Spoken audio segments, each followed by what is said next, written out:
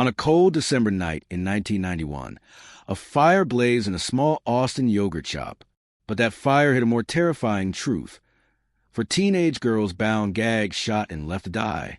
For more than 3 decades, the world asked, who could commit such horror, and how could justice ever catch up? Tonight, we step into the shadows of that crime and reveal how the relentless march of science finally cracked a case once thought unsolvable. If you want to stay updated on chilling cold cases like this one, make sure to subscribe and turn on notifications. That way you'll never miss a breakthrough. December 6, 1991 began like any other winter evening in Austin, Texas. The I Can't Believe It's Yogurt shop on West Anderson Lane was preparing to close. 2 of the girls inside, 17-year-olds Jennifer Harbison and Eliza Thomas, were employees. They were wrapping up their tasks, tidying the place for the night. Also present were Sarah Harbison, 15, Jennifer's younger sister, and Amy Ayers, 13, a friend of the group. They were meeting up before heading home. Around 11 p.m., the shop should have been empty, but as closing time came and went, something went fatally wrong. A man had slipped into the shop, perhaps under the guise of using the bathroom, and remained. Some witnesses later reported seeing 2 suspicious figures inside earlier, though no one could positively identify them. Shortly before midnight, a patrol officer noted flames licking the yogurt shop's windows. The fire department was summoned. Firefighters battled the blaze. When the flames subsided and smoke cleared, the horror of what lay inside was revealed. Inside the charred shell, they found 4 teenage bodies. All had been shot in the head, execution style. They were nude and bound, their mouths gagged. Some bore signs of sexual assault. The fire and the water from firefighting had destroyed or smeared much of the physical evidence, making the investigation immediately difficult. One of the few surviving pieces of evidence was a .380 caliber shell casing found in a floor drain. Investigators preserved it, hoping that future technology might one day connect it to a gun. Meanwhile, thousands of tips flooded in. Confessions were made. Leads were chased. But in the absence of hard, conclusive evidence, the case grew cold. From that moment forward, Austin's innocence was lost. The city would never look at a quiet evening the same way again. In the years that followed, investigators chased many paths, some promising, many dead ends. The case's notoriety made it a magnet for confessions. More than 50 people would step forward, claiming involvement in the murders, some even while detained in Mexico. Most of these confessions were quickly dismissed. Authorities recognized patterns of false confession in high-profile cases, especially when media pressure and community outrage heightened urgency. By the late 1990s, a task force was formed to dig deeper. First suspects were targeted: Robert Springsteen, Michael Scott, Maurice Pierce, and Forrest Wellborn. Springsteen and Scott eventually confessed, as part of a strategy that relied heavily on their own statements implicating each other. In 1999, both were convicted of capital murder, Springsteen receiving the death penalty, Scott life without parole. Pierce's charges were dropped. Wellborn was no-billed, meaning a grand jury declined to indict him. Immediately, controversy surrounded the convictions. No physical evidence linked either Springsteen or Scott to the crime scene. Their confessions were the central pillars. Critics argued that interrogation techniques were coercive, that details may have been planted, and that the confessions contradicted known forensic facts. In 2006, the Texas Court of Criminal Appeals overturned Springsteen's conviction due to a flawed trial and violations of the Confrontation Clause. In 2007, the U.S. Supreme Court refused to reinstate it. In 2009, facing pressure from new genetic evidence, prosecutors dropped charges against both men. By then, Springsteen and Scott had spent years in prison for a crime they might not have committed. Their release was not framed as full exoneration. They never succeeded in obtaining a judicial declaration of innocence, which in Texas is required to access compensation. Meanwhile, the shell casing and preserved DNA evidence sat untouched, waiting for a time when science would catch up. If you're finding this story gripping, drop a like. It encourages me to keep digging and telling these true crime stories. For decades, the yogurt shop murders remain among Austin's most haunting puzzles. Authorities periodically revisited case files. DNA technology evolved. Cold case units across Texas and the U.S. looked at new methods. YSDR analysis, forensic genealogy, improved ballistic databases. But progress was slow. The fire and water damage meant most evidence was degraded or contaminated. The missing or destroyed surveillance footage, lack of witnesses who could clearly recollect, and scant physical links hamstrung investigators' ability to narrow suspects. Every so often, a new lead would flare, only to fade. The families of Jennifer, Sarah, Eliza, and Amy continued to push for answers. Sonora Thomas, Eliza's younger sister, was 13 at the time. She grew up carrying the weight of that night. She later became a psychotherapist, drawn to helping others process trauma. Barbara Wilson, also referred to in some sources as Barbara Ayers Wilson, the mother of Jennifer and Sarah, carried grief through the decades. In 2022, Austin's cold case detective Dan Jackson was assigned the yogurt shop case.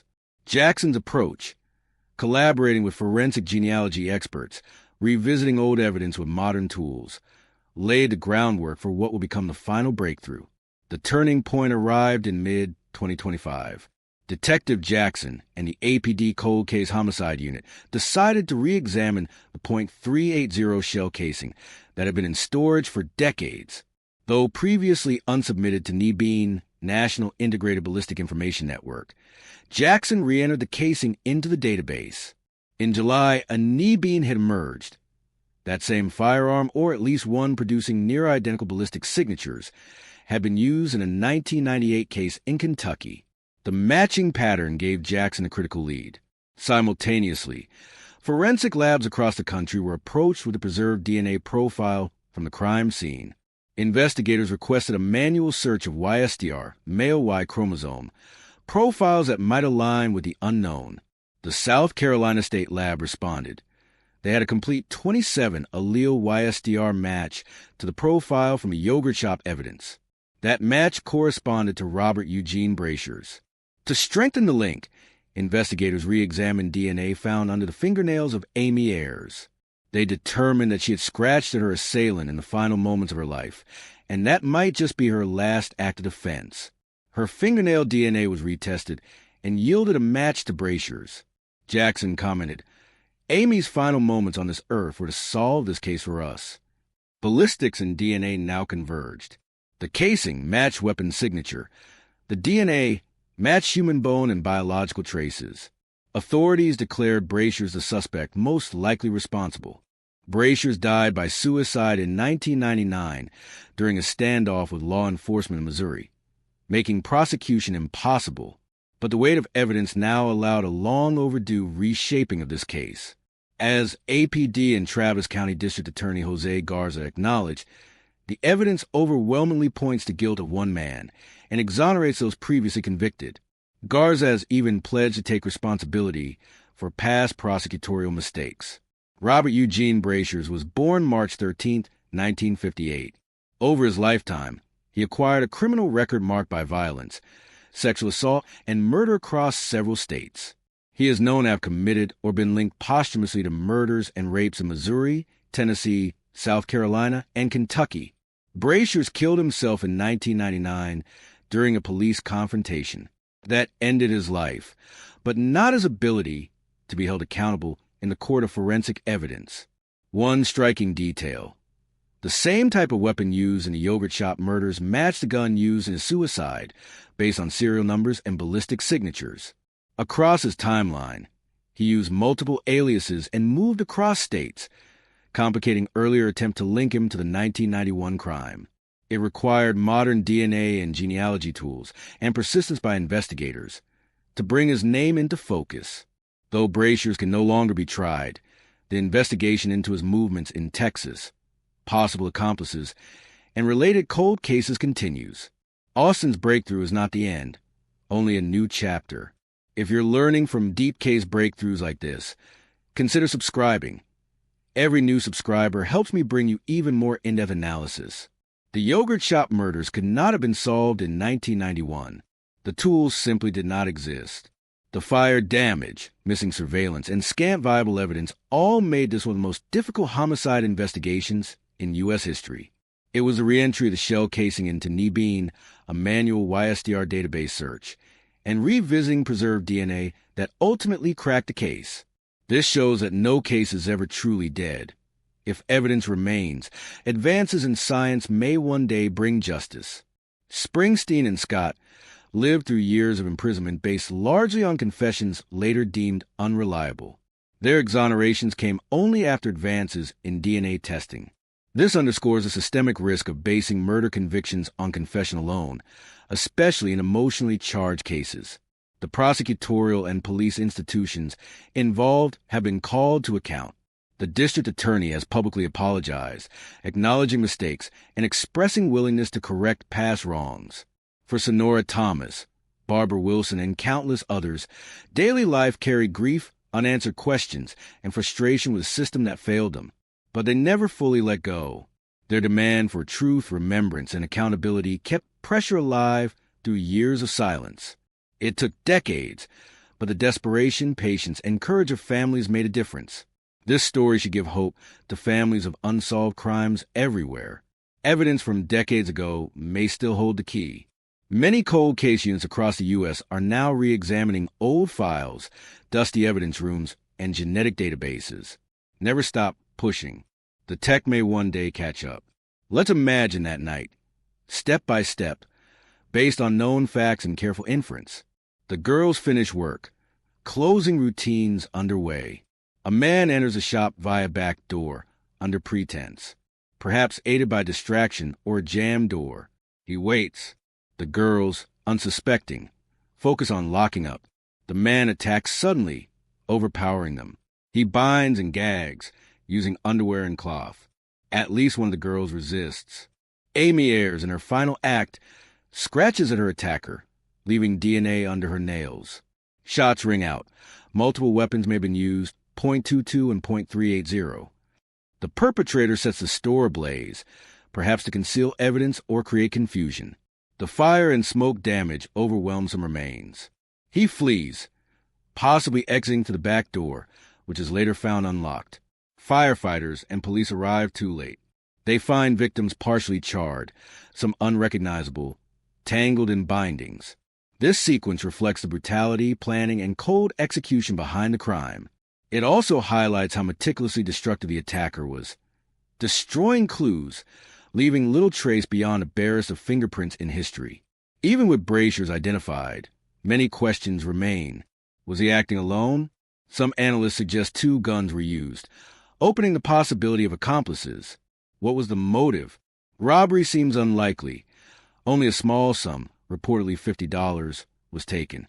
Where was Brasher's in December 1991? And what evidence links him to Austin that night beyond DNA and ballistics? Investigators are still mapping his travels. Are there additional cold cases he could be tied to? With Brasher's now in the frame, authorities are re-examining unsolved cases in states where he was active. For the families, this development is both relief and heartbreak. The realization that one man, long dead, carried out this atrocity means they can no longer see him face to face. No trial, no confession in court.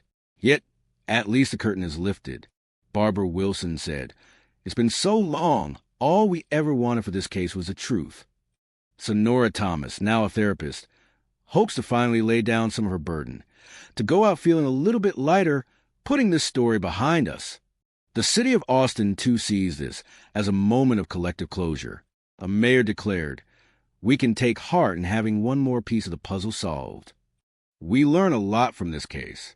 Some lessons we learn are, persistence matters. Few cold cases are ever truly dead. With the right lead, they can be reopened, solved, and reconciled. Evidence preservation is vital. The casing and DNA traces saved in 1991 became the linchpins decades later. Interdisciplinary collaboration works. Detective Jackson's coordination with genealogy experts, federal and state labs, and ballistic systems provided the synergy needed.